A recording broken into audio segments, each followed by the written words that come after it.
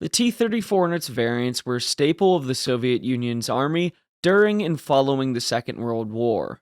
Many of the Warsaw Pact countries, such as East Germany, Czechoslovakia, Poland, just to name a few, began production of these tanks.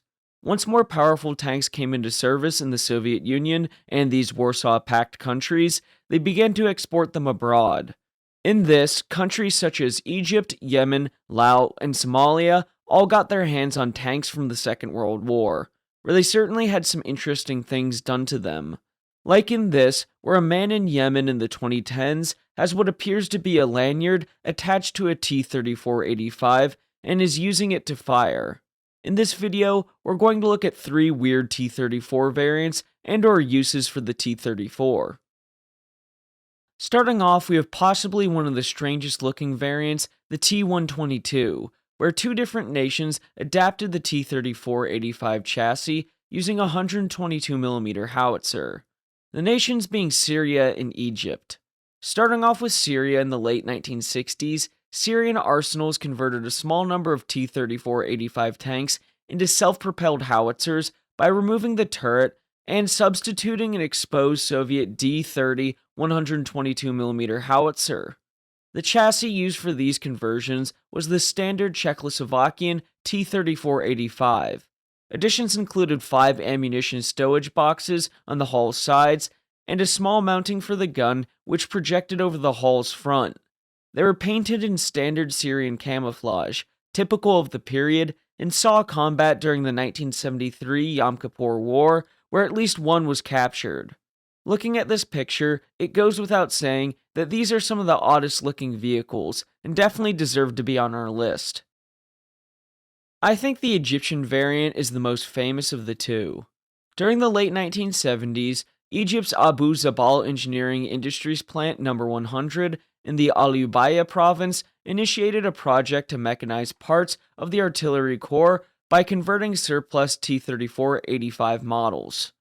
The conversion involved removing the roof and rear sections of the existing turret and constructing a larger sheet steel turret structure around what remained.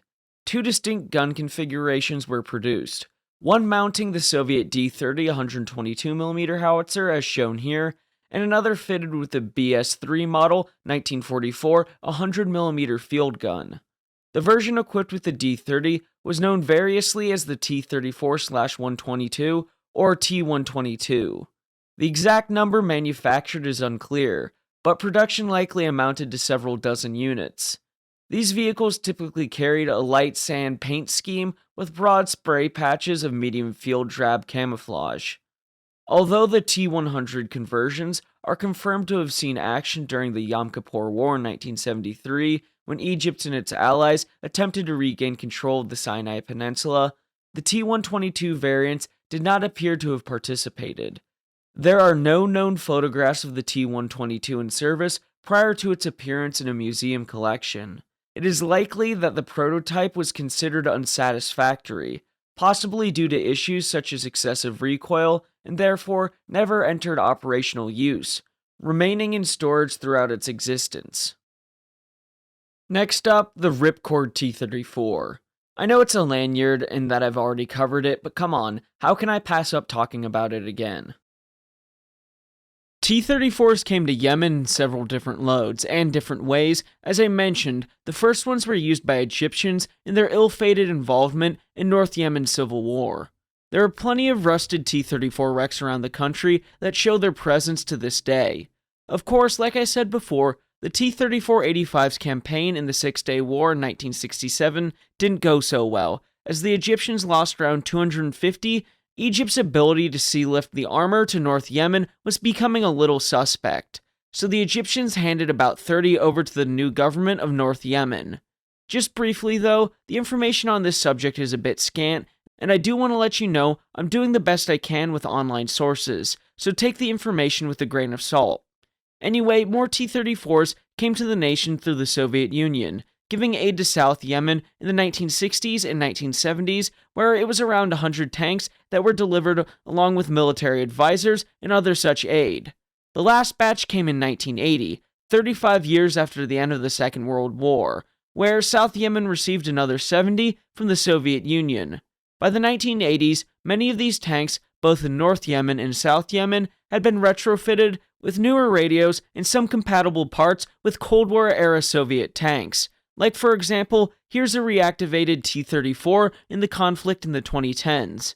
A really interesting camouflage too.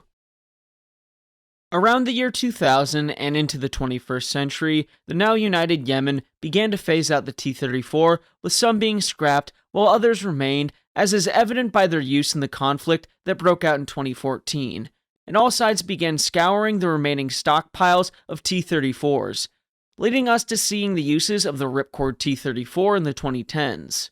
The T-34s continued to be used until at least 2018, when the Yemeni army, and by extension, the Houthis operated T-72s, while the Saudis operated M60s and M1 Abrams, with all sides having access to wire-guided anti-tank missiles. Granted, the elderly tanks didn't really have a use in modern tank combat, but could be useful for mobile pillboxes for infantry support, or in our case for today's video, as Ripcord T-34s.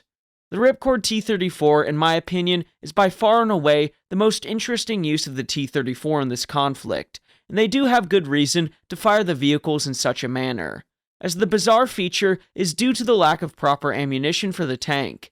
In the 1950s and 1960s, the World War II 85mm rounds for the T-34s were readily available there. Even as late as the 1980s, they could still easily get their hands on the ammunition. However, by the 2010s, when the Second Yemeni Civil War broke out, countries had phased out the T-34 from their reserves, and the availability of the ammunition fell. Part of Yemen's stockpile could have been destroyed as the tanks were taken out of service. By the late 2010s, the ammunition was exceedingly rare. In 2015, for example, Houthi bomb makers demonstrated some remarkable ingenuity using spent 85mm casings from the T-34s that were reloaded with propellant extracted from AK-47 ammunition, then reprimed with a primer taken out of a modern artillery round and capped with a custom cast lead slug. Obviously, with this fact and the possibility of an overpressure rupture of the 70-year-old breech, a squib in the barrel, and other possibilities, it's no wonder why they don't want to be in the turret when this round is being fired. Both sides in the conflict were supposedly doing this, and had refined their ideas with improvised explosive shells being developed. Nevertheless, even if the crews were lucky enough to get their hands on genuine 85mm rounds, being at least half a century old, it would still probably be prudent to remain outside of the turret. Finally, we have the Su-100 in Yemen, but it was built on the chassis of a T-34-85, and I couldn't make it its own video. Like I mentioned previously, the situation in Yemen was precarious, and along with purchasing T-34s, Su-100s were purchased as well, with around 50 being purchased by the Mutawalakite Kingdom in 1961, just before the North Yemen Civil War started. Only a handful survived to join the new North Yemeni army. South Yemen received around 30 between 1968 to 1971 from Czechoslovakia. These were actually post-World War II production in that country and in almost new condition, and were very popular in the South Yemeni army. When the two Yemens united in 1990, there were about 3 dozen Su-100s of the combined inventories in a usable condition, while some were destroyed in the 1994 conflict. By the late 1990s, the Su-100 was obsolete in any role for the Yemeni army, and they were withdrawn from service. And as the conflict began in the 2010s, just like the T-34, any survivors in warehouses were returned for service if possible. The Yemenis have been quite creative, using aluminum and plastic radiators of certain trucks that make suitable substitutes for the World War II Soviet design. Compared to the T-34, they have rarely been seen. While the 100mm gun would be better than the 85mm gun, it's still way out of the league of the T-72s or M1 Abrams tanks they'd face. These obscure tank videos are a ton of fun to make. Let me know what you'd like to see down in the comments. I was thinking about an M4 Sherman variant video here soon. Anyway, thank you all for watching, and please remember to like and subscribe as it'll help the channel to grow. Until next time, my friends, have a great day.